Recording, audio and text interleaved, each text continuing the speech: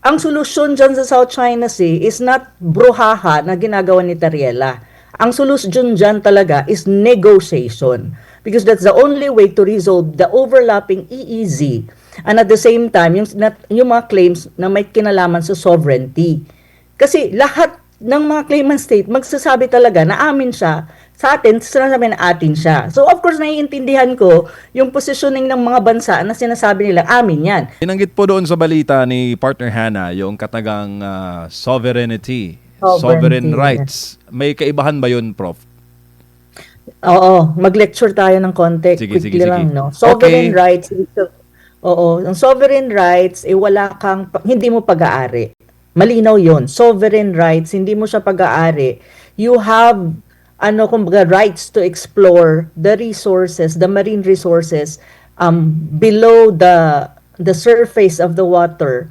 Pero, para lang i-exploit. Kasi part siya ng exclusive economic zone mo. Pero, hindi ibig sabihin pag-aari mo siya. And ibig sabihin, kasi if you based, kung ang territorial water ang pinag-uusapan natin, 12 nautical miles from the baseline. So, ibig sabihin, territorial water mo siya, pag-aari mo siya. Pero beyond that, hindi mo siya pag-aari. Sovereign rights ang tawag doon. Exclusive economic zone. Opo. Now, kung nasa loob siya, exclusive economic zone. Pero, pag sinabi mong territorial water, yun ang tinatawag mong may sovereignty ka. Opo, Prof. So malinaw yung kapag on-clause ang pinag-usapan natin. On-clause is the United Nations Convention on the Law of the Sea. So dapat malinaw na yan kay Tariela at sa ibang tao. Prof, eto tukuyin po natin, sino po ang nagkiklaim ng sovereign rights at sino po ang nagkiklaim ng sovereignty? Magandang tanong. Ang sa atin kasi, kasi itong mga pronouncement ng DFA na masyadong meron na silang mga ginagamit na sovereignty daw, sovereignty quote unquote. Parang ngayon na lumalabas siya. Parang sabi ko, bakit may mga ganitong forma ang Department of Foreign Affairs. Pero okay naman, sige lang.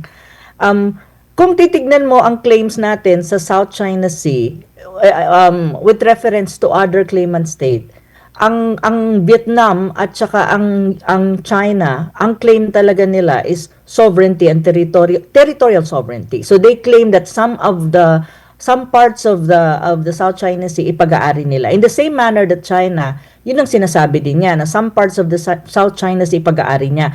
Kukorek ko lang ang Department of Foreign Affairs. Dapat factual sila kasi Department of Foreign Affairs sila.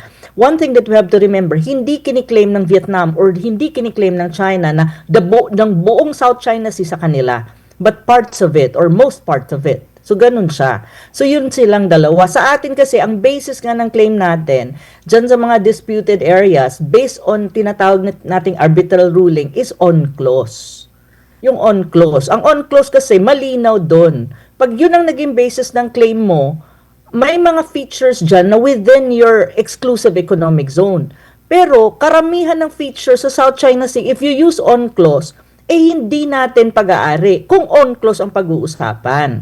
Kaya nga, sinasabi ko nga lagi, yung pagkiklaim na yan, dapat malinaw kung ano ang basis mo. Ang sinasabi dito, ang alam ko kasi dyan, ang pag-aaral ko dyan, ang Kalayaan Group, KIG, Kalayaan Group of Islands na sinasabi, ang claim natin, kasi may munisipyo na ng Kalayaan at the same time, naglabas ang NAMRIA ng map, di ba? Ganito yun. Ang area na yan kasi, ang claim natin dyan, ang based doon sa PD 1596. So basically, ang claim natin dyan is anchored on what you call customary law. At saka, based on effectiveness of occupation or effectivity of occupation. Ngunit, ang problema, okay, we have that sa Baho kind de of claim. Masinloc. Muling binanggit ng Oo. DFA ang Murillo Villar. Saglit lang po ma'am ha, kasi ito si partner Hannah, pumapasok kasi. Sige po, go ahead po. Sige po. Prof. Oo. Mabuti nga pumapasok may mapa tawag nito, ang sinasabi, ganito ha, okay, linawin ko para malinaw, okay? Pag ginamit mo ang on clause, even yung KIG na yan, many parts of it will not be part of our so-called territorial claim or sovereignty claim. Pag ginamit mo yung on clause. Kasi ang on clause malinaw, ang kanyang 12 nautical miles yun yung territorial waters mo. Pag beyond that, 200 is exclusive economic zone. Exclusive economic zone, you have sovereign rights pero wala kang sovereignty. 12 nautical miles from the baseline, territorial water, pag-aari mo yan, may sovereignty ka. That's very clear if you use on-clause. Kaya nga, may mga, kapag ginamit mo yung on-clause, may mga areas sa Spratly na hindi magiging part ng ating exclusive economic zone, may mga areas na hindi part ng territorial waters natin. May iba na pumapasok. Pero definitely, within exclusive economic zone, if you use on-clause. Now, ang usapin kasi ng KIG is a different matter na kailangan i-resolve yan ng mabuti at bigyan niya ng magandang pag-aaral. Kasi ganito yun. Ang KIG, nagsimula ang claim dyan, 1970s pa. Ang claim talaga dyan is ang claim natin dyan, originally, sa panahon ni Marcos Sr. is based on PD 5096. Ano ang claim natin? Territorial sovereignty. Kasi if you really study international law, kahit ang isang island nandun sa kabilang ibayo ng mundo, ng kabilang area ng Pacific, may tinatawag kang customary law na kapag inoccupy mo siya for a certain period of time, yung tinatawag mong effective occupation, tapos walang nagki-claim dyan, pwede mo siyang i-claim na sa'yo. Pwede yun, over time. Yan ang claim, yan ang basis ng claim natin sa KIG. Okay? Pero, as far as Philippines is concerned, kasi yung sinasabi natin, may effective occupation kami, based on our historical records, 1970 kami nagsimula dyan. So far naman, mayroon na kaming batas kasi may munisipyo ng Kalayaan na kami. And at the same time, may mga tao na dyan. Yun yung sinasabi natin when you talk about territorial sovereignty na claim dyan sa KIG. Pero take note, not the whole of KIG is even within that, hindi malinaw kung ano ba talaga specifically ang mga, features sa KIG na tinatawag mong sayo kasi kiniklaim din yan ng China at saka ng Vietnam. So if you put it in a context of the regional level, international, these are disputed features of the South China Sea as far as the regional and international level is concerned. Pero of course, as Philippines, I would understand that the DFA would assert na sa kanya yan, sa atin yan, sa Pilipinas yan. Well, tayong nag-uusap. So, sinasabi ko nga, kung yan ang pag-uusapan mo, malinaw,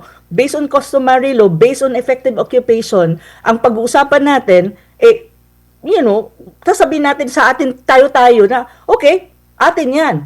However, if you put it at the higher level, regional and international, as far as other claimant states are concerned, and even the international community, it's not ours. It is a disputed area because it's also claimed by China and also by Vietnam. Kasi yung ibang claimant state dyan, Malaysia, ang basis ng claim nila is on-clause.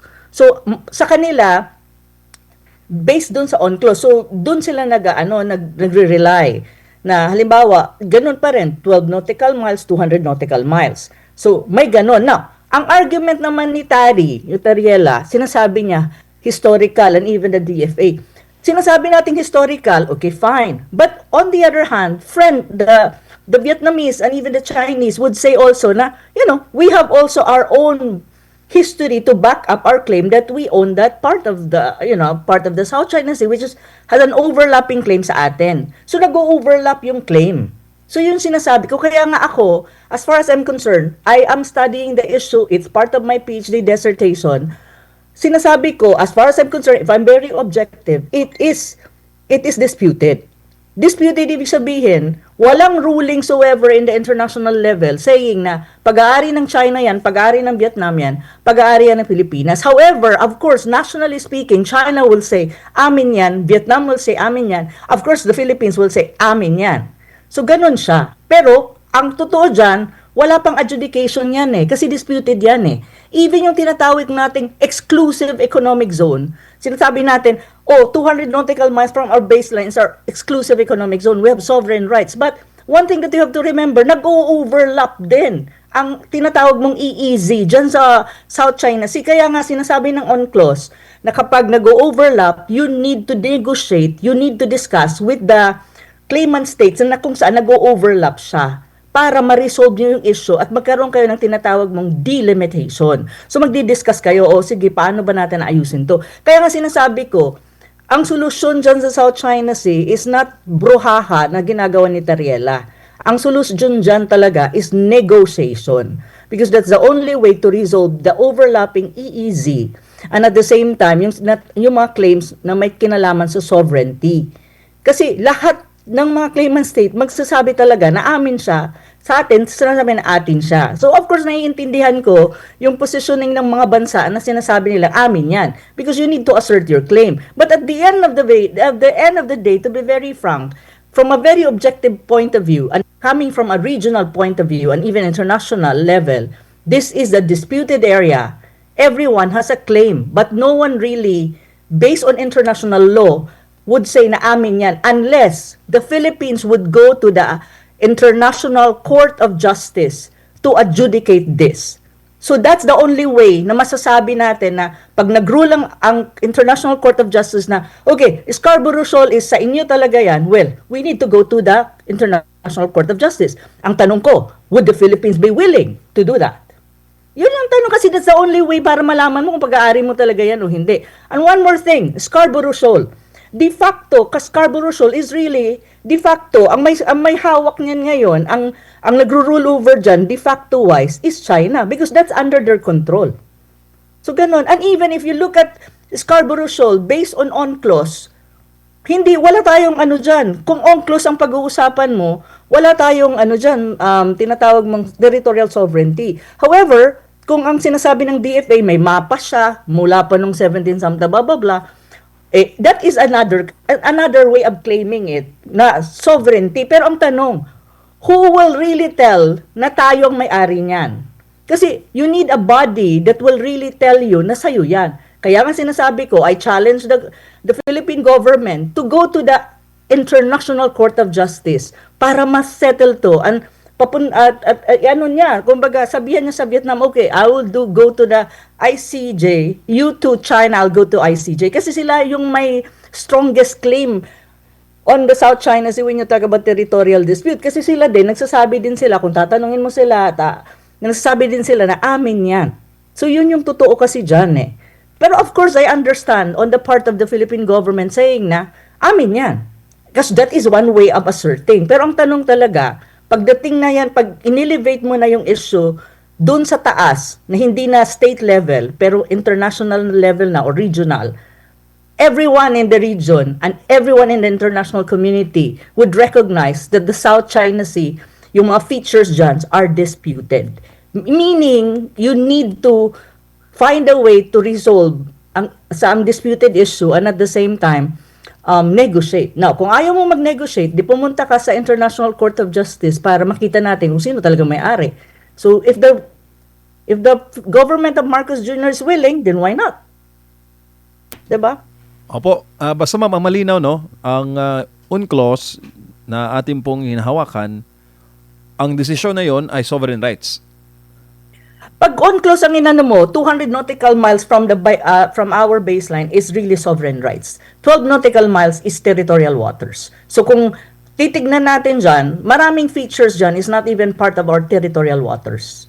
Even some parts of the KIG, even yung munisipyo nga ata ng Kalayaan, if you really look at it, marami akong notes dyan eh.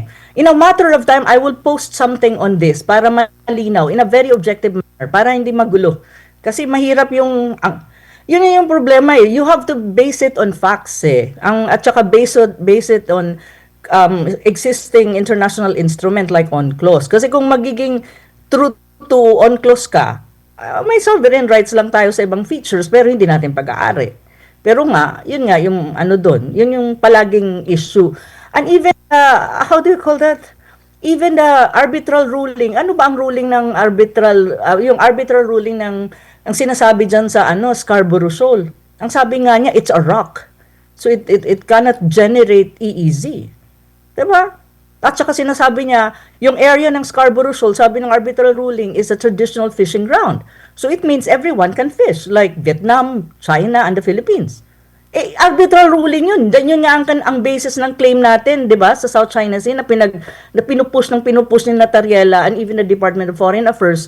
Pero kung titignan mo, pag binasa mo yung arbitral ruling, actually, wala naman siyang sinasabi na may may-ari dyan sa South China Sea. The arbitral ruling was clear. walang ruling kung sinong may-ari dyan sa South China Sea precisely because they cannot do it. They are not the right, kumbaga body, and even UNCLOS is not the right instrument when you talk about sovereignty issue. Malinaw yun. Basahin nila yung arbitral ruling. Isa-isahin nila. The DFA should read the arbitral ruling in a very objective way para maintindihan nila at the same time, matama nila kung anong kailangan nilang sabihin sa mga Pilipino. At hindi itong issue na to magamit ng mga politiko na tulad ni na Hontiveros na hindi naman nila naiintindihan yung issue pero ginagamit against other politicians like for example Marcoleta who's actually trying to articulate based on facts.